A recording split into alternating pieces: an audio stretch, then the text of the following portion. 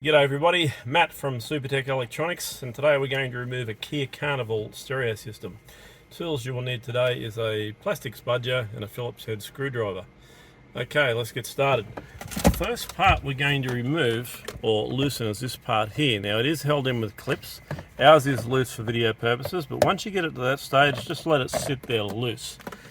Now this whole section here that sits around the radio and all the way over the dash, that's got to come out. Now we found by putting a spudger under it, we could loosen off each piece that is held in with clips and walk the spudger along so that you're doing one piece at a time. Okay, so you will need to leverage your spudger underneath.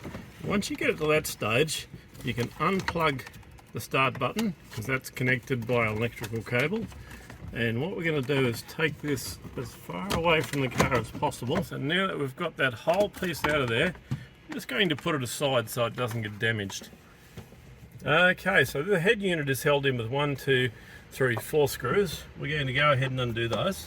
Okay, so we've removed all 4 screws. We're going to grab it with both hands and pull it out. It will be held in with electrical connections. One starting at the bottom, just press the middle pin and pull it towards the front of the unit, and that will allow us access to pull the rest of it out. And they come out by pressing the middle pin and pulling it towards the front. They are keyed, so you can't get it in the wrong place when you put it back. Okay, we've removed all the electrical connections. That unit is now ready to send off to Supertech Electronics for repair. Don't forget to fill out the online form.